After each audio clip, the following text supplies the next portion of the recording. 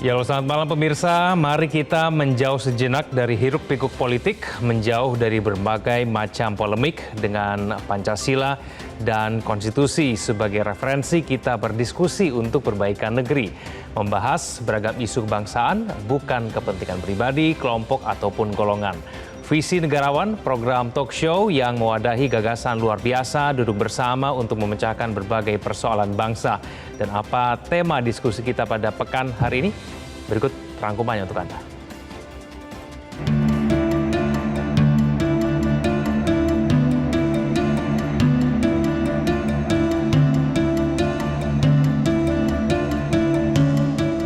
Peneliti Universitas Indiana Amerika Serikat, Dr. Margaret Sutton menemukan bahwa kebebasan berpendapat menebalkan perbedaan di masyarakat. Dalam sebuah negara demokrasi, puncak kebebasan berpendapat bagi rakyat adalah pemilu. Kebebasan untuk mengekspresikan pendapatnya, menentukan sikapnya saat di bilik suara dilindungi konstitusi. Dan hasilnya, perolehan suara menjadi legitimasi untuk berkuasa. Vox Populi, Vox Dei. Demi memenangi simpati rakyat, pemilu akhirnya menjadi ajang adu pendapat tanpa dilandasi niat baik, moralitas, dan kedewasaan berpolitik. Kontestasi demokrasi justru berpotensi mengancam integrasi. Bangsa Indonesia sesungguhnya sudah menemukan jurus sakti menangkal potensi disintegrasi akibat kompetisi demokrasi, yaitu dengan menggalang komitmen siap menang dan siap kalah. Pertanyaannya, apakah komitmen yang sudah diucapkan benar-benar dilaksanakan? Setiap pertandingan tentu memiliki masa kadaluarsa. Saat hasil sudah diumumkan, itulah saatnya semua pihak menerima dengan lapang dada, menyadari dan menghormati keunggulan lawan adalah salah satu karakter seorang negarawan. Di sisi lain, pemenang yang menunjukkan kerendahan hati juga layak diapresiasi. Seperti salah satu filosofi kehidupan masyarakat Jawa yang terkenal, yaitu menang tanpa ngasorake. Hubungan personal kami berdua tidak kurang hampir 40 tahun. Jadi hal yang amat sangat wajar ketika bagi saya pribadi dan tentunya juga Pak Prabowo tetap menginginkan semangat persahabatan yang sudah terbina selama 40 tahun ini bisa terjaga baik untuk bersama-sama kita menginginkan kehadiran kami berdua dan berserta dengan para tokoh nasional lainnya di negeri ini bisa memberikan suatu penekanan yang berarti bagi progres pembangunan perjalanan kehidupan kebangsaan kita. Dan tentu kami mengucapkan sekali lagi selamat. Demokrasi memang bukan tujuan kita berbangsa. Demokrasi hanya merupakan alat untuk mewujudkan cita-cita Indonesia merdeka.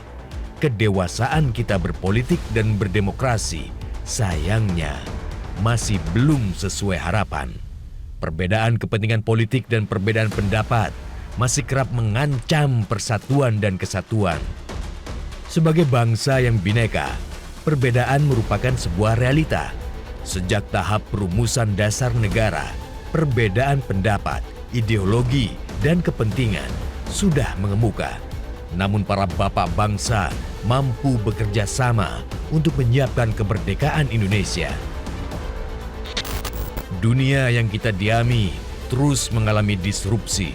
Revolusi digital mengubah peta ekonomi global. Pandemi mengubah persepsi dan cara kita berkehidupan. Ketahanan pangan, kualitas pendidikan, dinamika geopolitik, pengentasan kemiskinan hanyalah secuil tugas yang menanti pemerintahan baru nanti. Butuh kerja keras dan kerjasama untuk menghadapi berbagai tantangan bangsa. Saat menanggapi kemenangan Donald Trump dalam Pilpres Amerika Serikat 2016, Barack Obama menyatakan bahwa pemilu menghasilkan pemenang dan pecundang. Namun Obama mengingatkan bahwa seluruh rakyat Amerika berada dalam satu tim yang sama. Karenanya, seluruh rakyat harus bekerja untuk kebaikan bangsa. Pilpres dan Pileg 2024 memang masih menyisakan gugatan perselisihan hasil pemilu. Ini adalah hak konstitusional yang juga harus kita hormati, apapun putusan Mahkamah Konstitusi. Kita harus sepakat untuk melangkah maju dan jangan tersandera oleh masa lalu. Karena kita semua adalah satu tim, yaitu tim Indonesia.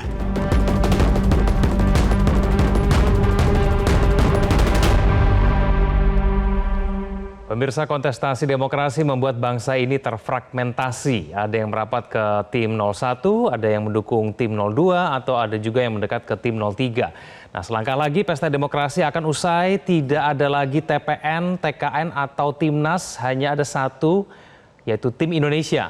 Sebagai bangsa yang sangat majemuk, potensi retaknya kohesi sosial sekecil apapun harus diwaspadai dan segera disikapi. Indonesia terkenal sebagai bangsa yang moderat dan toleran. Namun bangsa ini tidak imun dari perpecahan. Akibat kepentingan politik, berbagai polemik bertabur di ruang publik.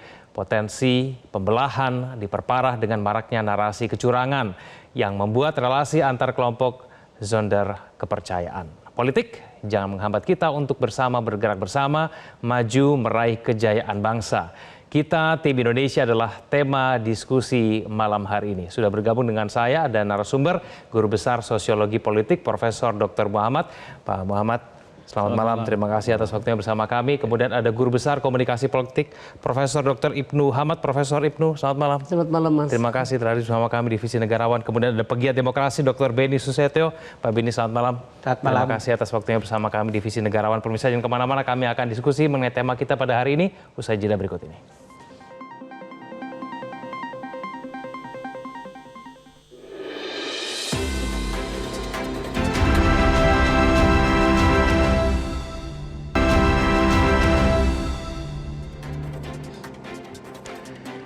Kembali bersama kami di Divisi Negarawan. Pemirsa, kami melakukan jejak pendapat sederhana melalui media sosial dan hasilnya mayoritas responden mengalami perbedaan politik memicu perpecahan antar tetangga, teman hingga saudara. Mungkin Prof. Muhammad, Prof. Ibnu dan juga Pak Beni bisa mencermati dengan pertanyaan seperti ini. Apakah perbedaan politik memicu perpecahan di lingkungan Anda? Sekitar 60% tadi mengatakan iya. Nah, kurang lebih seperti itu.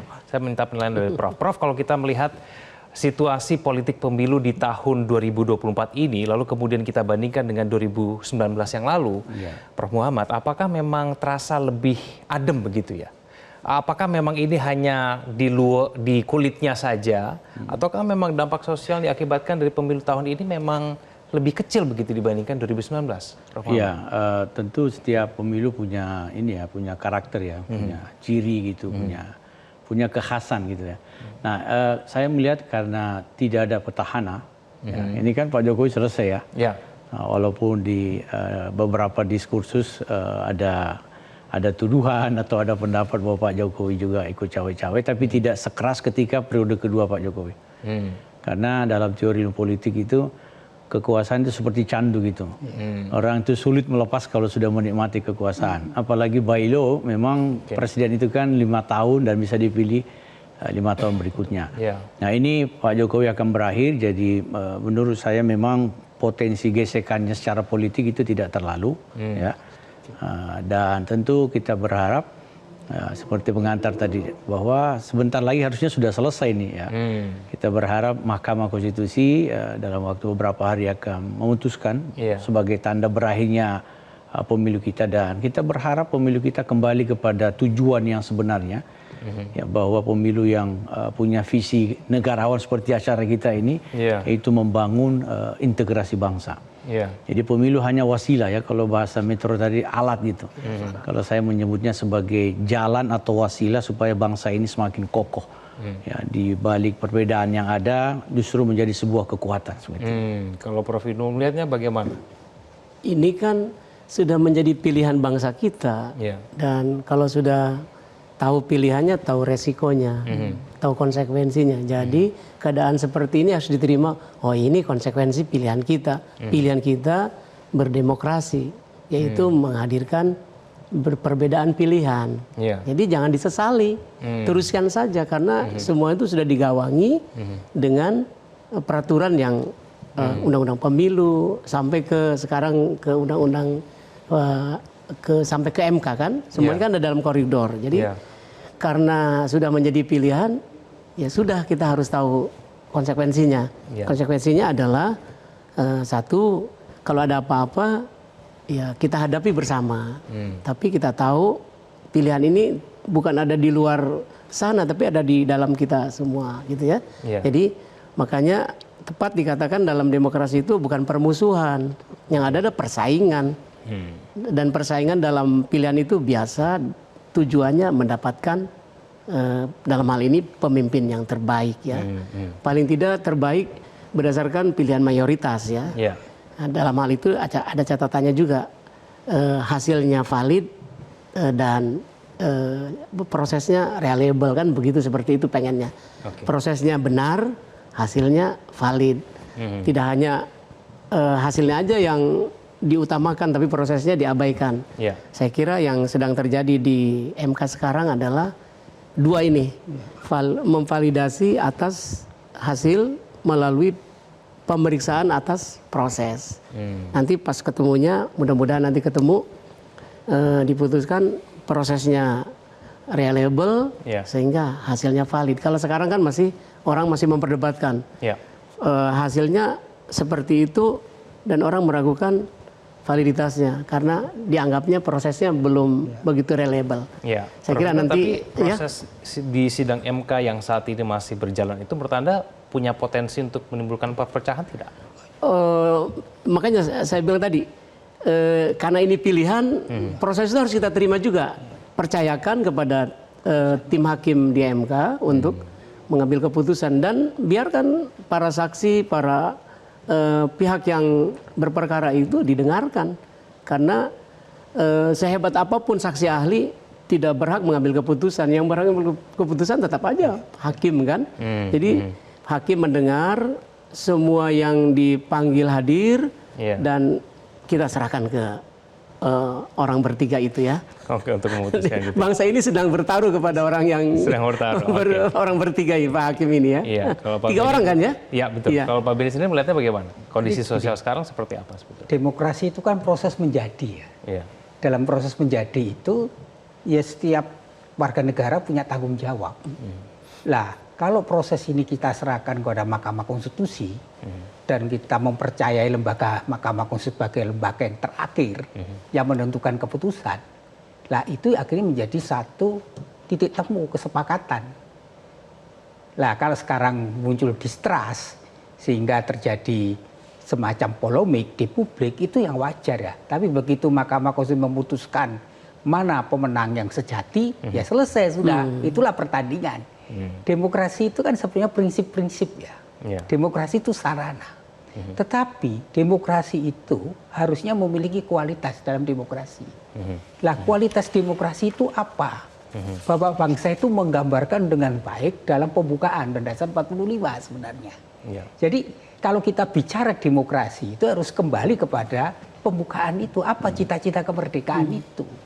Cita-cita kemerdekaan itu kan bagaimana membangun masyarakat yang sejahtera, adil dan makmur, cerdas bangsa, bagaimana berasa aman, dan juga Indonesia berperan di dunia internasional untuk menjaga perdamaian. Lah, kalau kualitas demokrasi itu mengacu kepada semangat dari para pendiri bangsa, yaitu pembukaan Undang-Undang Dasar 45, maka harusnya demokrasi sarana alat. Lah, bagaimana menuju sarana alat itu? Harusnya itu yang harus diperjuangkan. Lah maka pentingnya keadapan demokrasi itu. Lah problem kita di sini sebenarnya. Jadi keadapan demokrasi itu yang substansi yang harusnya menjadi acuan dari semua partai politik. Maka dalam demokrasi itu semacam sebuah pertandingan ide dan gagasan untuk meyakinkan publik. Sehingga publik merasa bahwa ekspresi pilihan-pilihannya itu bisa mewujudkan cita-cita hidup berbangsa, bernegara. Pak Benny, tapi banyak yang menyebut persoalan pemilu ini berakar dari penerapan demokrasi kita yang liberal. apakah memang demokrasi pada saat itu sudah tidak sejalan dengan Pancasila, Pak Ben? Ya kalau kita lihat ya, demokrasi Pancasila itu apa sih? Intinya kan rasa kan. Jadi ada rasa ketuhanan, kemanusiaan, persatuan, kerakyatan, dan keadilan. Lah kita memiliki mekanisme dalam sila keempat musyawarah mufakat, mencari titik temu. Maka demokrasi kita sebenarnya yang dibedakan dengan yang lain adalah bahwa kita yang dikatakan oleh Soekarno-Hatta, kita ingin membangun sistem yang tersendiri. Lah sistem tersendiri itu apa? Demokrasi Pancasila. Lah persoalannya bagaimana mewujudkan demokrasi Pancasila, itu yang harusnya dibangun diskursus. Itu yang harusnya menjadi semacam bagaimana itu bisa diwujudkan. Sehingga dalam proses demokrasi kan proses menjadi. Maka kalau kita ingin membangun demokrasi yang betul-betul berkarakter Indonesia, karena karakter kita itu beda. Dari Sabang sampai Merauke, misalnya. Dan kalau kita lihat dengan kualitas masyarakat kita, yang rata-rata tingkatannya masih SD dan kebanyakan tidak lulus SMP, SMA, itu kan berarti kan demokrasi kita harus kita perbaiki. Yang harusnya risetnya Pak Budiono ya, menurut yang ketika mendapatkan gelar profesor di UGM, itu kan mengatakan bahwa kualitas pendidikan itu menentukan korelasi tentang mutu sebuah demokrasi.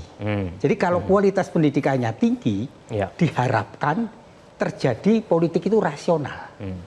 Lah kalau demokrasi itu kualitas manusianya rendah, kebanyakan pilihan bukan berdasarkan visi dan misi.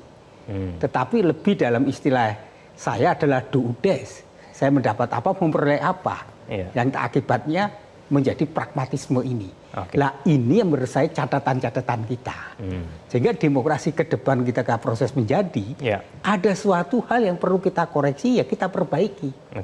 Lah inilah yang sebenarnya harusnya mulai pemikir-pemikir besar itu mulai memikirkan tentang bahwa kita harus ada loh sistem tersendiri yang sesuai dengan nilai-nilai Pancasila.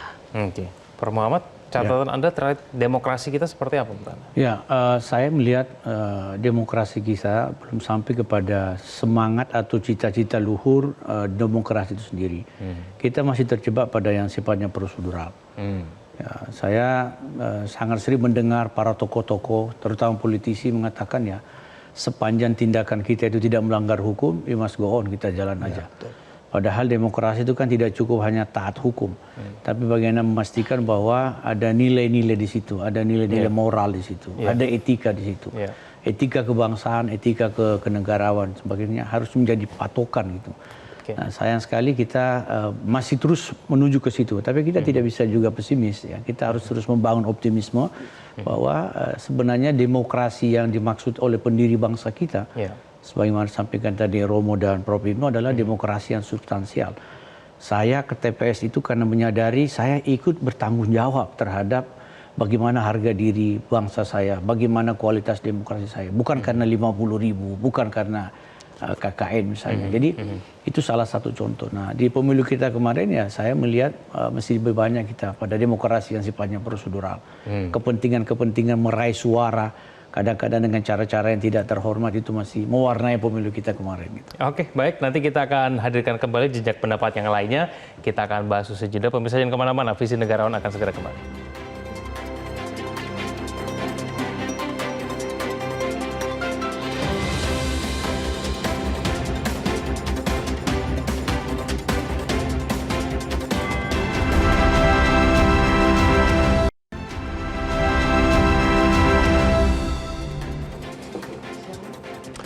Kembali bersama kami di Visi Negarawan, Prof. Ibnu, tadi sebelum jeda kami menampilkan sebuah jejak pendapat yang menghasilkan mayoritas responden menilai para elit belum meneladani kedewasaan berpolitik, Prof. Ibnu.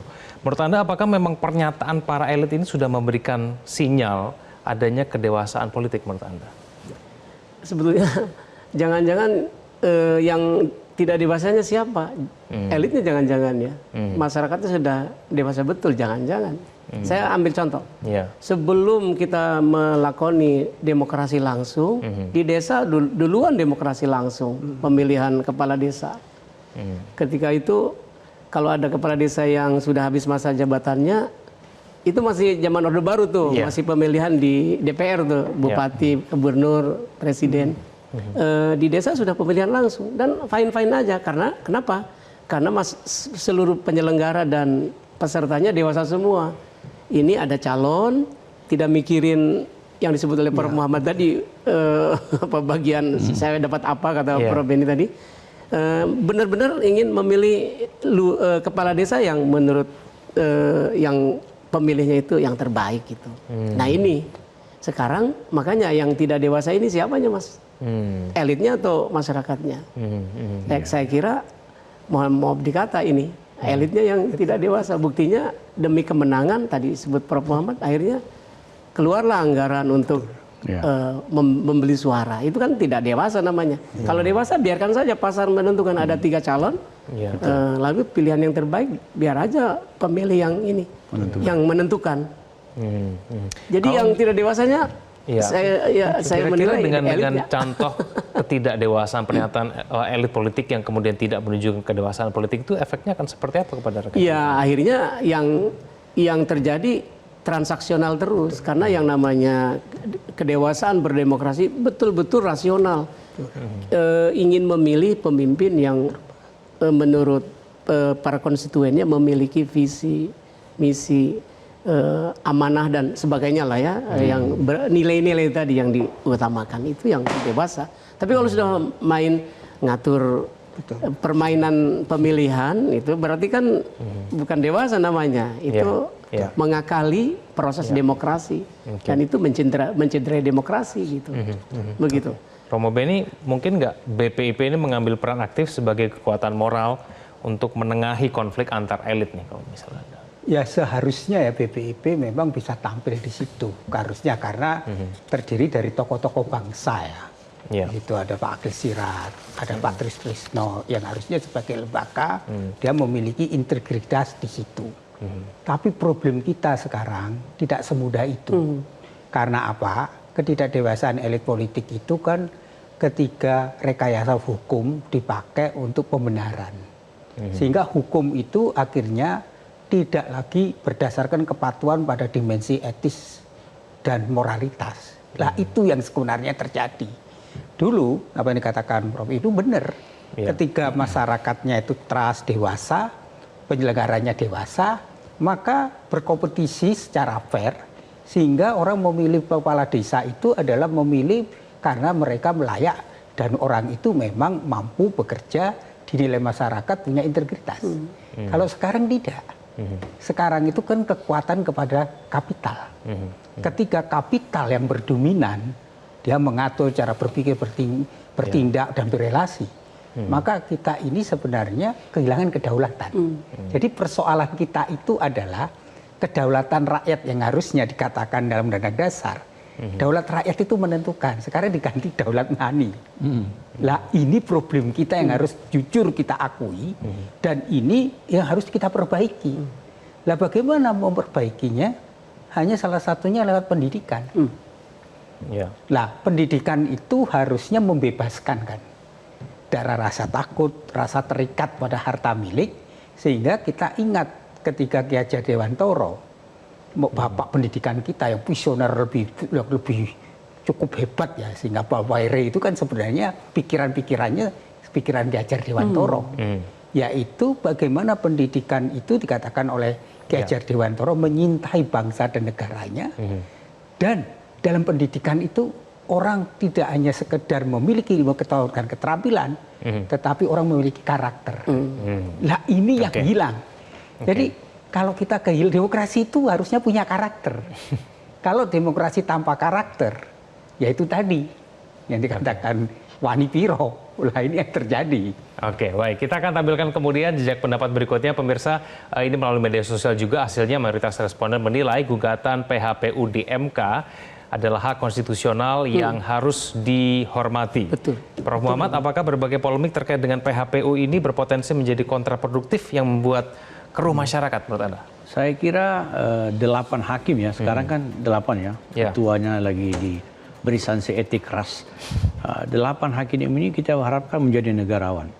Ya, karena saya berharap sebagaimana harapan mayoritas bangsa ini bahwa proses di MK itu tidak hanya semata-mata menilai hasil. Tuduhan MK dalam mahkamah kalkulator itu harus benar-benar dijawab dengan menilai proses juga. Jadi jangan sampai kemudian hanya menghitung ya. Kalau menghitung suara memang saya kira ya sangat terbatas lah. MK tentu bisa melihat seluruh proses itu, bagaimana proses pemilu kita, siapapun juga yang kita lihat tidak menjunjung aturan-aturan hukum dan kode etik itu harusnya disampaikan ya. Jadi MK kita harap benar-benar menjaga kemurnian demokrasi ini, menjaga harga diri demokrasi ini dengan cara menyampaikan apa adanya, bukan ada apanya. Dan saya kira 8 hakim MK ini ya insya Allah kita percayalah untuk bisa menjadi garda terakhir ya, yang bisa mengakhiri dinamika pemilu kita ini untuk sampai kepada tema kita malam ini, kita tim Indonesia. Betul sekali. Pemirsa, jejak pendapat serupa juga menghasilkan mayoritas responden menilai para elit ini belum mengutamakan kepentingan nasional. Nah, ini Romo Beni, bagaimana menurut Anda konstitusi memberikan panduan tugas-tugas buat pemimpin bangsa ini menurut Anda? Ya sebenarnya kan konstitusi kita itu jelas kok. Jadi kalau kita bicara konstitusi, itu kan kalau pemimpin itu kan harusnya dia demi kepentingan bangsa dan negara dan keselamatan. Untuk apa? Menyejahterakan rakyatnya. Maka diharapkan pemimpin kita itu harus negarawan. Lah pemimpin yang negarawan itu tidak berpikir untuk kepentingan keluarga, kepentingan familinya, dan kepentingan kelompok dan golongannya. Tetapi yang dipikirkan adalah kepentingan bangsa dan negaranya. Maka pemimpin yang negarawan itu harus punya kepatuhan kepada etika. Jadi dia tahu mana yang pantas, mana yang tidak pantas, yang layak dan tidak layak. Lah ini yang segera harusnya kita membutuhkan pemimpin yang berjiwa negarawan. Dan itu contoh bagaimana kita melihat Bung Hatta ya, pemimpin yang negarawan.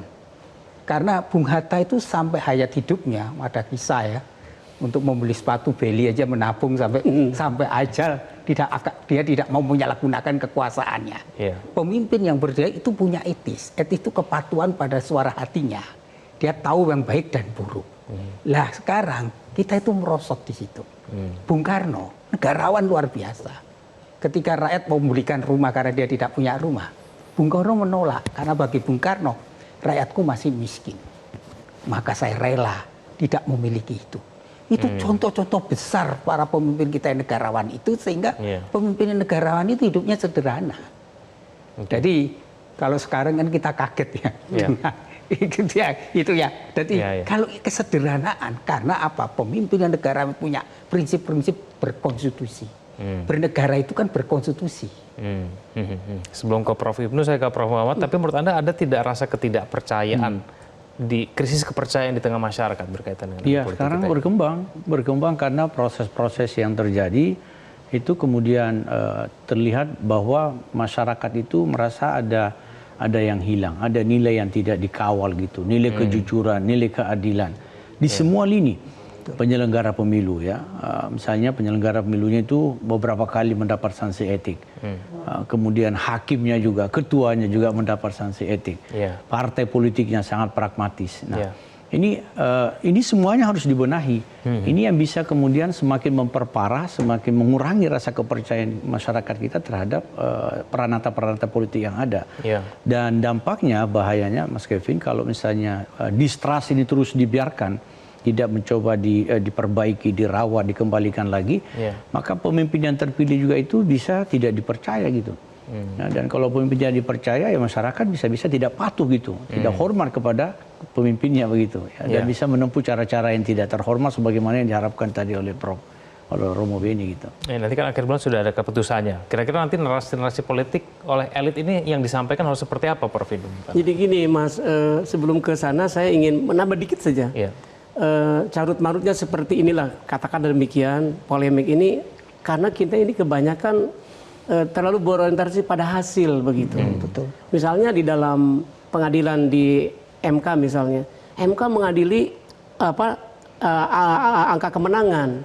Padahal itu kan kalau fokus ke situ, menurut saya telah membunuh akal sehat. Mana mungkin ada hasil kalau nggak ada proses. Gitu. Jadi ini quick count, hasil yang dipentingkan. Lalu nanti orang dorong juga MK supaya ngadili hasil aja, prosesnya jangan. Kan itu akal sehat tidak hidup di situ, malah dimatikan. Sebab nggak mungkin ada hasil tanpa proses. Masa ujung-ujung ada hasil tanpa proses? Dan biasanya proses pengadilan itu melihat prosesnya di samping hasilnya. Hasil itu mengantarkan kepada proses, kan begitu. Jadi biarkan MK menelisik, mengadili proses nih, gitu maksud saya. Jangan sampai hanya didorong hanya hasil itu mematikan akal sehat. Jadi dengan demikian saya berharap melalui MK ini dengan mengungkap proses hasil tadi, prosesnya dan hasilnya juga itu tumbuh kembali lah trust gitu. Kan ini sesuai dengan pilihan kita tadi, bahwa ujung dari proses pemilu itu ujungnya kan nanti MK yang memutuskan. Sudah disepakati kok. Kok tiba-tiba ada yang tidak suka dengan apa yang terjadi di MK? Nggak boleh sebetulnya. Ini udah pilihan kita kok. Begitu. Tapi narasi dari elit yang harus disampaikan kepada publik itu apa? Itu tadi, percayakan bahwa kita sesuai dengan fakta sosial bersama kita di masyarakat adalah MK lah pemutus akhir. Jadi dengar sampai MK memutuskan. Itu menurut saya itu kuncinya di situ. Jangan bentang-bentang negara lain sudah mengucapkan selamat langsung harus menang gitu.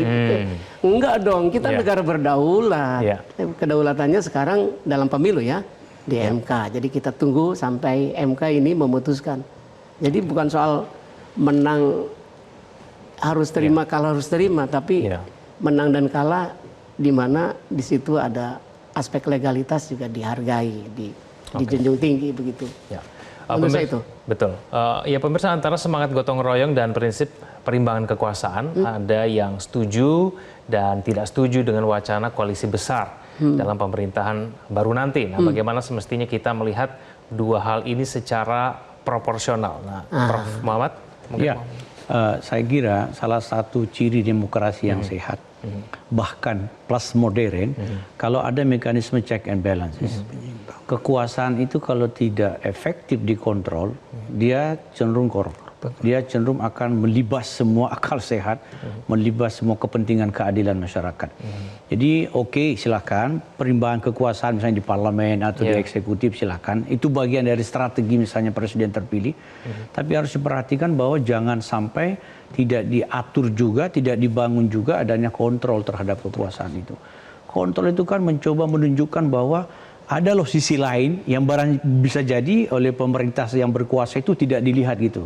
Nah, kadang kita kan yang paling bisa melihat kelemahan kita kan orang lain, outside dari kita. Kalau kita mah, waduh ini udah gagah banget nih, udah bener nih, udah cakep nih.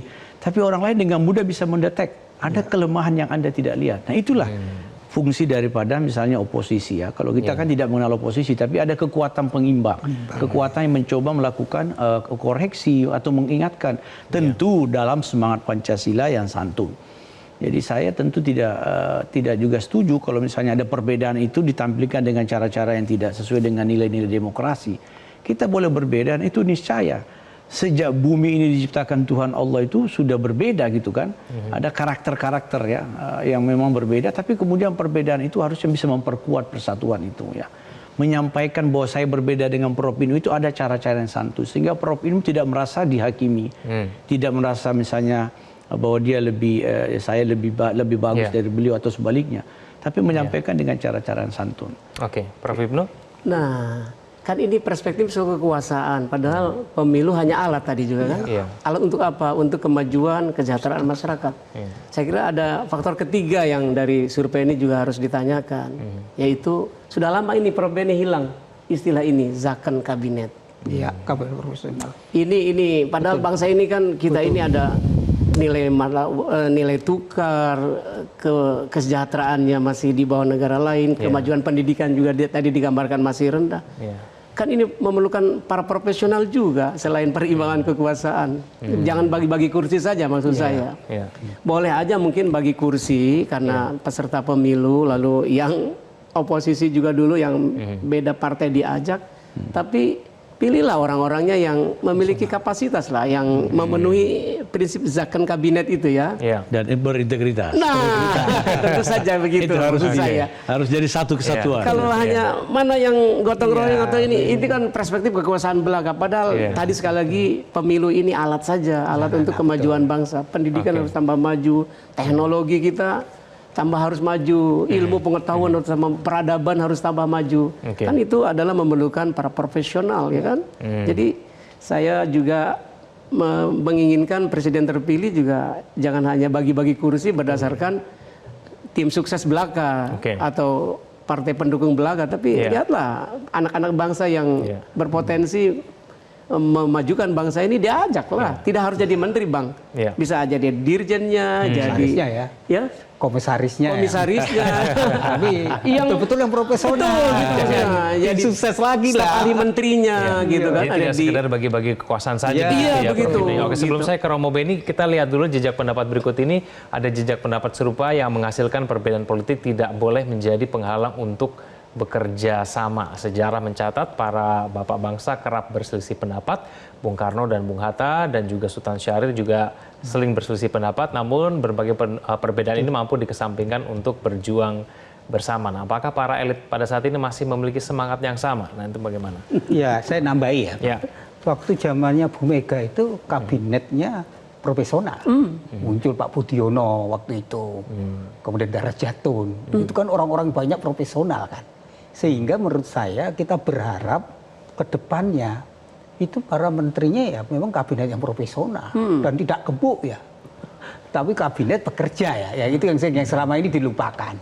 Lah menurut saya sebenarnya ya kita itu bisa belajar banyak dari sejarah para bapak bangsa yang memang punya jiwa pengorbanan. Bung Hatta dan Bung Karno itu bersahabat luar biasa. Pandangannya meskipun berbeda, tetapi mereka menghormati dan mereka saling memberi dukungan. Lah ini semangat ini. Jadi yang saya harapkan adalah kalau kedepannya adalah jangan semua masuk partai politik itu dalam gerbang pemerintahan.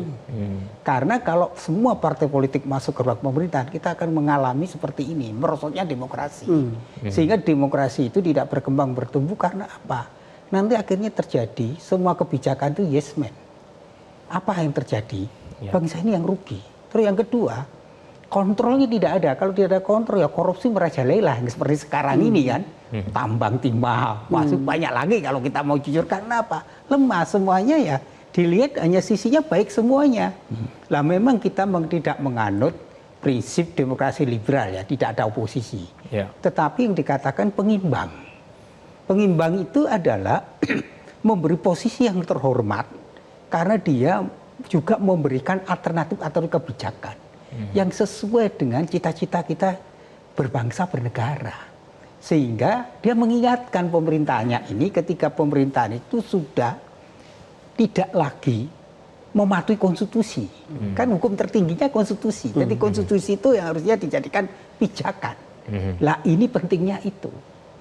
Jadi ke depan ya harusnya jangan semua partai politik itu masuk. Lah disinilah kita mulai era. Artinya era baru lah. Artinya kita berharap kabinetnya profesional, kabinetnya orang-orang yang terpilih punya integritas, memang dia punya kemampuan untuk bekerja di bidangnya, kemudian BUMN juga diisi orang-orang profesional, bukan sekedar relawan-relawan yang sebenarnya tidak punya profesional, sehingga akhirnya negara ini terlalu banyak membiayai orang-orang yang tidak produktif.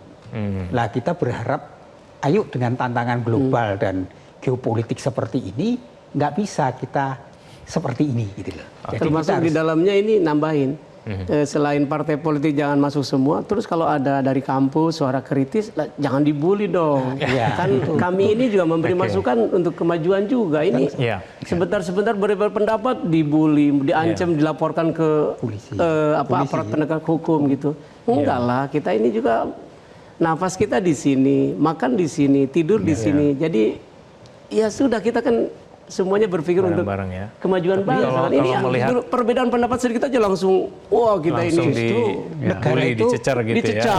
Ada yang mau, ada yang diulik gitu ke belakang, ada yang diajukan ke aparat penegak hukum. Jadi kan tidak baik ini kan. Mungkin saya menambah ya, justru negara itu bersyukur kalau ada orang-orang kritis. Gitu ya. Karena apa? Dia membantu.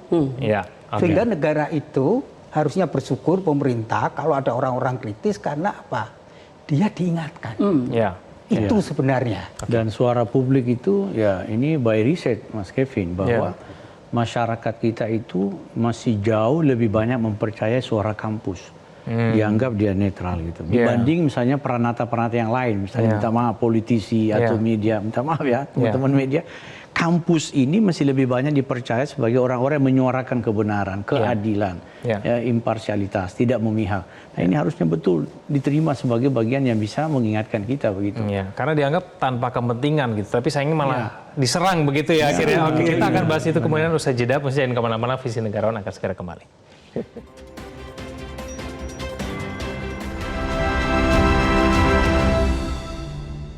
Jelajahi cara baru mendapatkan informasi. Download Metro TV Extend sekarang.